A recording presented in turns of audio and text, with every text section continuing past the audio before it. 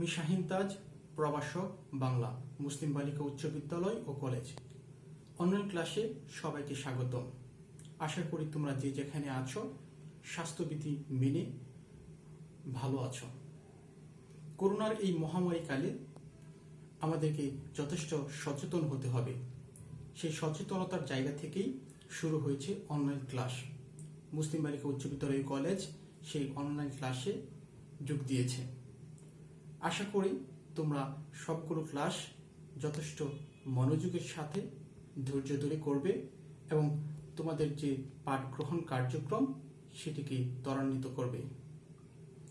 আজকে আমরা বাংলা প্রথম পত্র এখান থেকে একটি কবিতা আলোচনা করব। কবিতার নাম আমি কিংবদন্তির কথা বলছি। কবি আবু জাফর ওবায়দুল্লাহ। কিংবদন্তি মানে হচ্ছে লোকশ্রুতি, জনশ্রুতি, যা হাজার হাজার বছর ধরে একটি নির্দিষ্ট ইতিহাস এবং ঐতিহ্যকে ধারণ করে বর্তমান পর্যন্ত আছে, তাই মূলত হচ্ছে জনশ্রুতি বা কিংবদন্তি। এই কবিতার বিষয়বস্তু থেকে আমরা বুঝতে পারি কবি আমাদেরকে আমাদের হাজার বছরের যে ইতিহাস ঐতিহ্য রয়েছে, মুক্তি সংগ্রামের ইতিহাস রয়েছে, আমাদের আত্মত্যাগের ইতিহাস রয়েছে, তা তুলে ধরেছেন। প্রথমে আমরা কবি পরিচিতি জানব, তারপর আমরা কবিতার বিষয়বস্তু আলোচনা করব, ব্যাখ্যা করব, এরপর আমরা পাঠ পরিচিতি সম্পর্কে আলোচনা করব। শেষে আমরা দু একটি প্রশ্ন নিয়ে আলোচনা করব। যেহেতু আমরা ডিজিটাল মাধ্যমে এই ক্লাসটি নিচ্ছি, ফলে আমি চেষ্টা করব পুরো ক্লাসটি ডিজিটাল কন্টেন্ট প্রদর্শনের মাধ্যমে সম্পন্ন করার জন্য। যেহেতু এই মাধ্যমে নতুন, ফলে ভুল প্রান্তি ক্ষমার চোখে দেখবে। এবার আমরা সংক্ষেপে কবি পরিচিতি জেনে নিই। আবু জাফর ওবায়দুল্লাহ বাংলাদেশের গত শতাব্দীর 50-এর দশকের অন্যতম একজন কবি। তার পুরো নাম আবু জাফর মোহাম্মদ ওবায়দুল্লাহ খান। তিনি বরিশাল জেলার বাবুগঞ্জ উপজেলার অন্তর্গত বহের চর ক্ষুদ্রকাটি গ্রামে 1934 খ্রিস্টাব্দের 8 ফেব্রুয়ারি জন্মগ্রহণ করেন। তার পিতা আব্দুল জব্বার খান পাকিস্তানের আইন পরিষদের স্পিকার ছিলেন। তিনি ময়মনসিংহের জিলা স্কুল থেকে 1948 সালে মাধ্যমিক এবং 1950 খ্রিস্টাব্দে ঢাকা কলেজ থেকে উচ্চ মাধ্যমিক এবং 1954 খ্রিস্টাব্দে ঢাকা বিশ্ববিদ্যালয়ের ইংরেজি বিভাগ হতে এমএ পাশ করেন। 1954 সালে তিনি ইংরেজিতে মাস্টার্স করে ঢাকা বিশ্ববিদ্যালয়ের একই বিভাগে প্রভাষক পদে যোগ দেন। 1957 সালে অধ্যাপনা ছেড়ে তিনি যোগ দেন পাকিস্তান সিভিল সার্ভিসে। 1982 সালে তিনি সচিব হিসাবে অবসর নেন এবং মন্ত্রিসভায় যোগ দেন। কৃষি ও পানি সম্পদ মন্ত্রী হিসাবে 2 বছর দায়িত্ব পালন করে 1984 সালে তিনি যুক্তরাষ্ট্রের রাষ্ট্রদূত হিসেবে যোগ দেন। বাংলা সাহিত্যে তার অবস্থান বিশেষভাবে স্বাতন্ত্র্য চিহ্নিত। কাব্যের আঙ্গিক গঠনে এবং শব্দ যোজনার বিশিষ্ট কৌশল তার স্বাতন্ত্র্য চিহ্নিত করে। তিনি লোকজ ঐতিহ্যের ব্যবহার করে ছড়ার আঙ্গিকে কবিতা লিখেছেন। প্রকৃতির রূপ ও রঙের বিচিত্রিত ছবিগুলো তার কবিতাকে মাধুর্যমণ্ডিত করেছে। তার কবিতার বিষয়ে বিশেষভাবে প্রাধান্য পেয়েছে রাষ্ট্রভাষা আন্দোলন ও মুক্তিযুদ্ধ। রাষ্ট্রভাষা আন্দোলন এবং এই বিষয়ক সাহিত্যে বিশেষ অবদান রাখার জন্য তিনি 21 পদকে ভূষিত হন। বাংলা সাহিত্যে অবদানের জন্য তাকে 1979 খ্রিস্টাব্দে বাংলা একাডেমি পুরস্কার প্রদান করা হয়। আবু জাফর ওবায়দুল্লাহর উল্লেখযোগ্য কাব্যগ্রন্থগুলো 7 নরীর হার, কখনো রং কখনো হার, কমলের চোখ, আমি কিংবদন্তির কথা বলছি, সহিষ্ণু প্রতীক্ষা, প্রেমের কবিতা, বৃষ্টি ও সাহসী পুরুষের জন্য প্রার্থনা, আমার সময়, নির্বাচিত কবিতা, আমার সকল কথা, মসৃণ কৃষ্ণগোলাপ প্রভৃতি। এছাড়াও ইংরেজি ভাষায়ও তার একাধিক গ্রন্থ প্রকাশিত হয়েছে। আবু জাফর ওবায়দুল্লাহ মূলত তার দুটি দীর্ঘ কবিতার জন্য বিখ্যাত। একটি হচ্ছে আমি কিংবদন্তির কথা বলছি, অন্যটি হচ্ছে বৃষ্টি ও সাহসী পুরুষের জন্য প্রার্থনা। এই দুটি কবিতা তাকে বাংলা সাহিত্যে এক বিশিষ্ট স্থান দিয়েছে। এবার আমরা কবিতার ব্যাখ্যায় চলে যাই। আমি কিংবদন্তির কথা বলছি কবিতাটি মূলত আমাদের বাঙালির চিন্তা চেতনা এবং হাজার বছরের যে সংস্কৃতির ইতিহাস, তাই কবি এখানে তুলে ধরেছেন। আমাদের পূর্বপুরুষেরা অনেক শোষণ, বঞ্চনা আর নিগ্রহ সহ্য করে ইতিহাসে বাঙালি জাতি হিসাবে আমাদেরকে প্রতিষ্ঠিত করেছেন। আলোচ্য কবিতাটি তারই সাক্ষ্য বহন করে। বাঙালি জাতির টিকে থাকার ইতিহাস সর্বোপরি কবিতার শক্তিতে উজ্জীবিত হয়ে সামনে এগিয়ে যাওয়ার পরিচয় বহন করে কবিতাটি। আমরা এই দীর্ঘ কবিতাটি লাইন বাই লাইন ব্যাখ্যাতে চলে যাই। আমি আমার পূর্বপুরুষের কথা বলছি। তার করতলে পলিমাটির সৌরভ ছিল, তার পিঠে রক্ত জবার মতো ক্ষত ছিল। এখানে কবি তার পূর্বপুরুষ বলতে আমাদের সবার পূর্বপুরুষ তথা বাঙালি জাতির আদি পিতাদের বুঝিয়েছেন। করতলে পলিমাটির সৌরভ ছিল বলতে বোঝানো হয়েছে কৃষিভিত্তিক সমাজের কথা, বোঝানো হয়েছে সুজলা সুফলা শস্য শ্যামলা এক সমাজের কথা, যে সমাজ যন্ত্র নির্ভর ছিল না, যে সমাজে নাঙল দিয়ে কৃষক হাল চাষ করত আর তার পায়ের তল হতে যেন উর্বর পলিমাটির সৌরভী বের হতো। রক্ত জবার মতো ক্ষত বলতে বোঝানো হয়েছে বহিঃশত্রুর আক্রমণের কথা। আমাদের পূর্বপুরুষদের জীবন মসৃণ ছিল না, বিদেশি বেনিয়া সমাজ এমনকি নিজ দেশের মানুষদের কাছ থেকেও শোষণ নিপীড়নের শিকার হতে হতো তাদের।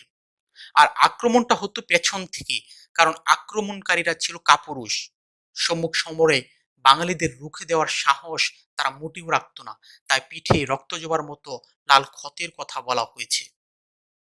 এর ভিতর দিয়ে কৃষিভিত্তিক সমাজের আমাদের যে পূর্বপুরুষেরা লড়াই সংগ্রাম করে আজকের বাংলাদেশ আমাদেরকে এনে দিয়েছে, সেটি কিন্তু কবি স্পষ্ট করেছেন।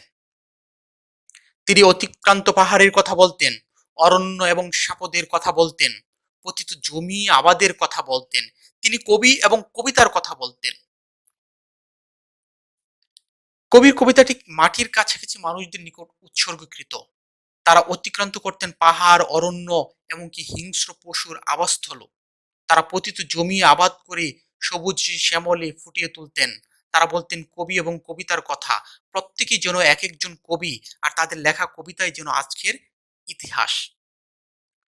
এই কবিতার চরণগুলির মধ্য দিয়ে কবি আমাদের পূর্বপুরুষের যে লড়াই সংগ্রাম, সেই লড়াই সংগ্রামের ইতিহাস তুলে এনেছেন এবং তাদের প্রত্যেককেই কবির সম্মানে সম্মানিত করেছেন এবং তাদের যে কাজ তাকে কবিতা হিসেবে তুলে ধরেছেন। জিহ্বায় উচ্চারিত প্রতিটি সত্য শব্দ কবিতা, কর্ষিত জমির প্রতিটি শস্যদানা কবিতা। এখানে কবির কাছে শুধু কবিতাই সত্য, আর এই সত্যই হলো শক্তি যা কবিকে সামনে এগিয়ে যেতে অনুপ্রাণিত করে। ইতিহাস থেকে কবির সামনে এগিয়ে যাওয়ার রসদ পান, আর সেই ইতিহাসই হলো কবিতা যা কবির পূর্বপুরুষেরা লিখে গেছেন। ফলে তিনি উচ্চারণ করেছেন যে আমরা জিহ্বা দিয়ে যে প্রতিটি শব্দ, সত্য শব্দ উচ্চারণ করি, সেগুলো এক একটি কবিতা।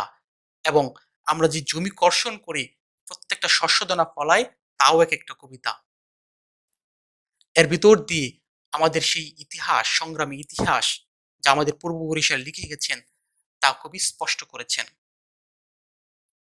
যে কবিতা শুনতে জানে না সে জ্বরের আর্তনাদ শুনবে, যে কবিতা শুনতে জানে না সে দিগন্তের অধিকার থেকে বঞ্চিত হবে, যে কবিতা শুনতে জানে না সে আজন্ম কৃতদাস থেকে যাবে।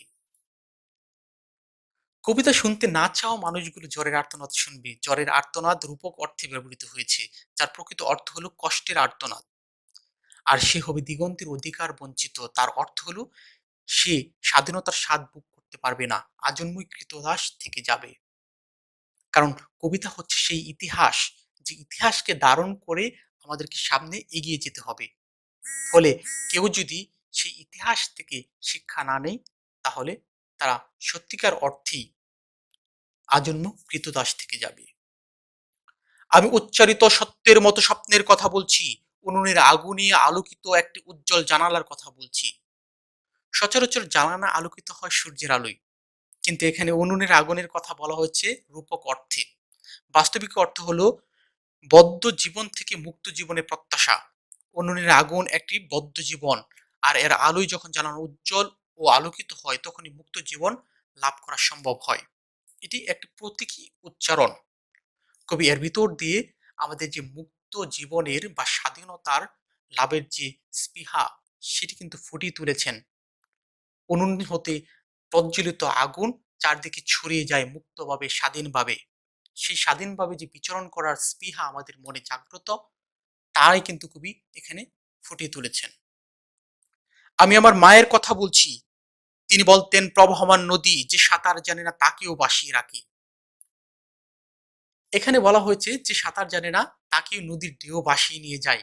এখানে নদীর ঢেউ বলতে বোঝানো হয়েছে আশা। মানুষ বাঁচে বাঁচে আশায়, অর্থাৎ যে মানুষটি হাল ছেড়ে দেয় তাকেও আশা জীবিত করে রাখে, সামনে এগিয়ে যাওয়ার তাগিদ দেয়।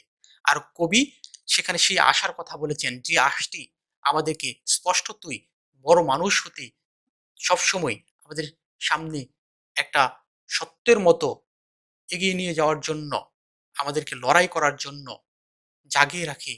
সেই আশা দায়িনী হচ্ছে আমাদের মা। ফলে তিনি বলছেন যে আমার মায়ের কথা বলছি, যিনি বলতেন যে প্রবহমান নদী যে সাঁতার জানে না তাকেও ভাসিয়ে রাখে, অর্থাৎ আমাদের মা আমাদেরকে আশা দেয় বেঁচে থাকার জন্য, সামনে এগিয়ে যাওয়ার জন্য, সফল হওয়ার জন্য। সেই কথা কিন্তু এখানে কবি স্পষ্ট করেছেন। যে কবিতা শুনতে জানে না সে নদীতে ভাসতে পারে না, যে কবিতা শুনতে জানে না সে মাছের সাথে খেলা করতে পারে না, যে কবিতা শুনতে জানে না সে মায়ের কোলে শুয়ে গল্প শুনতে পারে না।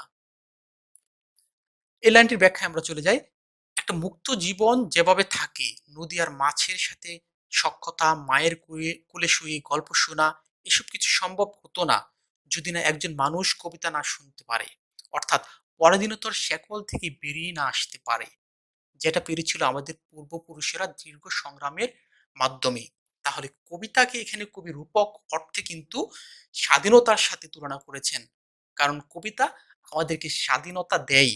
সেই অবাধ স্বাধীনতার ফলশ্রুতিতে কবিতার জন্ম। কবিতা আমাদের সেই স্বাধীনতার কথাই বলে। আমি কিংবদন্তির কথা বলছি, আমি আমার পূর্বপুরুষদের কথা বলছি, আমি বিচলিত স্নেহের কথা বলছি, গর্ভবতী বোনের মৃত্যুর কথা বলছি, আমি আমার ভালোবাসার কথা বলছি। পূর্বপুরুষদের সংগ্রামের ইতিহাসই এখানে তুলে ধরা হয়েছে। মুক্তি প্রত্যাশী মানুষের আসন্ন বিপদের আশঙ্কায় তাদের স্বজনরা উদ্বিগ্ন হন। ভালোবাসা আর শঙ্কা তখন একসাথে মিশে যায়। এটাকেই বিচলিত স্নেহ বলা হয়েছে। গর্ভবতী বোনের মৃত্যু প্রমাণ করে মুক্তিকামী জাতিকে দমিয়ে দেওয়ার অপচেষ্টা, যাতে করে পরে কেউ মুক্তি কামনা করতে না পারে।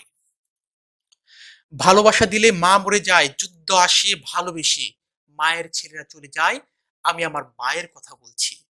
দেশমাতাকে ভালোবেসে যখন কেউ মায়ের কাছ থেকে বিদায় নেয়, তখন মায়ের মনে এক চরম বেদনা অনুভূত হয়।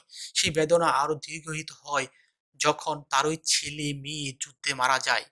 তখন মায়ের এক প্রকার আত্মিক মৃত্যু ঘটে। দেশকে ভালোবাসলে দেশের মুক্তির জন্য যুদ্ধ করতে হয়, তাই বলা হয়েছে যুদ্ধ আসে ভালোবেসে। আর সেই যুদ্ধে যদি মায়ের সন্তানেরা মৃত্যুবরণ করে, সেখানে মায়ের এক প্রকার আত্মিক মৃত্যু ঘটে। যে কবিতা শুনতে জানে না সে সন্তানের জন্য মরতে পারে না, যে কবিতা শুনতে জানে না সে ভালোবেসে যুদ্ধে যেতে পারে না, যে কবিতা শুনতে জানে না সে সূর্যকে হৃৎপিণ্ডে ধরে রাখতে পারে না। কবিতা শুনতে না জানা মানুষগুলো সন্তানের জন্য নিজের জীবন দিতে পারে না। নিজের জীবনই তখন তাদের কাছে অধিক মূল্যবান মনে হয়, সে তখন যুদ্ধও যেতে ভয় পায়। আর সূর্য হচ্ছে সকল শক্তির উৎস। হৃদয়ের সূর্যকে ধারণ করার অর্থ হলো একজন মানুষ সব দিক দিয়ে শক্তিশালী, তেজস্বী, সূর্যের মতোই। মুক্তি তখন অনিবার্য, কিন্তু কবিতা না শুনতে চাওয়া মানুষগুলো সেটাও পারে না। নিজেদের অন্তরকে শক্তিশালী করতে না পারায় পরাধীনতা তাদের অন্তরে জেঁকে বসে, ফলে তারা আজন্ম পরাধীন থেকে যায়। আমি কিংবদন্তির কথা বলছি, আমি আমার পূর্বপুরুষদের কথা বলছি, তার পিঠে রক্ত জবার মতো ক্ষত ছিল, কারণ তিনি কৃতদাস ছিলেন। আমাদের পূর্বপুরুষেরা ছিলেন পরাধীনতার হুকুমের গোলাম। বেনিয়ার জাত তথা শোষণকারীরা বারবার পেছন থেকে হামলা করত, প্রতিহত করত আর দমিয়ে রাখতে চাইত এদেশের স্বাধীনতার প্রদীপকে। এখানে সেই কথাই বলা হয়েছে যে কর্ষণ করে শস্যের সম্ভার তাকে সমৃদ্ধ করবে, যে মৎস্য লালন করে প্রবহমান নদী তাকে পুরস্কৃত করবে, যে গাভীর পরিচর্যা করে জননীর আশীর্বাদ তাকে দীর্ঘায়ু করবে, যে লৌহখণ্ডকে প্রজ্বলিত করে ইস্পাতের তরবারি তাকে সশস্ত্র করবে।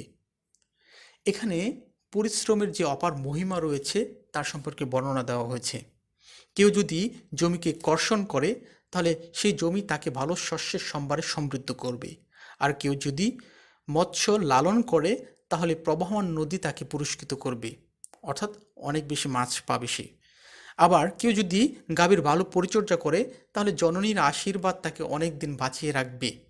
গাভী তাকে বেঁচে থাকার জন্য নানা ধরনের উপকারী পুষ্টি উপাদান তাকে দেবে। আর কেউ যদি ইস্পাতের শান দেয় তাহলে সে সশস্ত্র হবে। আমাদের পূর্বপুরুষেরা ছিলেন ঠিক তেমনই, ফলে তাদের পরিশ্রমের ফল হিসেবে এসেছে আজকের আমাদের স্বাধীনতা, আর আমরা সেই স্বাধীনতা এখন বুক করছি। দীর্ঘদেহ পুত্রগণ, আমি তোমাদের কথা বলছি, আমি আমার মায়ের কথা বলছি, বোনের মৃত্যুর কথা বলছি, ভাইয়ের যুদ্ধের কথা বলছি, আমি আমার ভালোবাসার কথা বলছি। এখানে কবি আবার পূর্বপুরুষদের শোষণ এবং বঞ্চনার ইতিহাস নিয়ে এসেছেন। তিনি সেই শোষণ বঞ্চনার ইতিহাসের মধ্য দিয়ে আবার বলেছেন আমাদের সেই সব মায়েদের আত্মত্যাগের কথা, সেই সব বোনেদের আত্মত্যাগের কথা, সেই সব ভাইদের আত্মত্যাগের কথা এবং তাদের ভালোবাসার কথা এখানে তিনি তুলে ধরেছেন। আমি কবি এবং কবিতার কথা বলছি, সশস্ত্র সুন্দরের অনিবার্য অভ্যুত্থান কবিতা, সুপুরুষ ভালোবাসার সুকণ্ঠ সঙ্গীত কবিতা, জিহ্বায় উচ্চারিত প্রতিটি মুক্ত শব্দ কবিতা, রক্ত জবার মতো প্রতিরোধের উচ্চারণ হচ্ছে কবিতা। কবি এখানে কবিতাকে সকল মুক্তির উৎস হিসেবে চিহ্নিত করেছেন। সশস্ত্র সুন্দরের অনিবার্য অভ্যুত্থান মানে বোঝানো হয়েছে কবিতার শক্তি সম্মুখ সমরে সশস্ত্র হয়ে যেতে অনুপ্রাণিত করে, যেটি আমরা দেখেছি ৭১ মুক্তিযুদ্ধের সময়, দেখেছি ভাষা আন্দোলনের সময়, দেখেছি আমাদের জাতির নানান ক্রান্তি লগ্নে। ভালোবাসার সুকণ্ঠ সঙ্গীতও কবিতা, প্রতিটি মুক্ত শব্দ যা আমাদের দ্বারা উচ্চারিত হয় সেটিও কবিতা।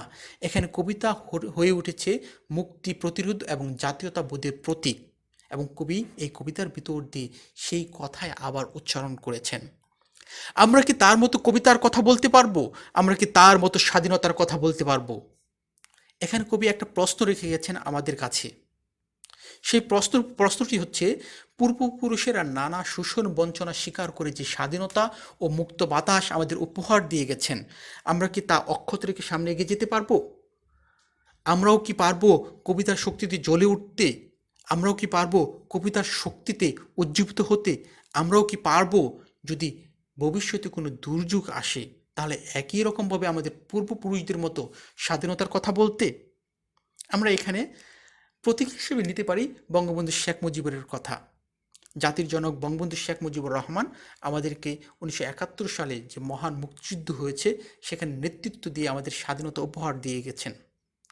আজকে আমরা সেই স্বাধীনতাকে অক্ষুণ্ণ রাখতে পেরেছি সর্বক্ষেত্রে? এটি একটা প্রশ্ন, যে প্রশ্নটি কবি এখানে করে গেছেন।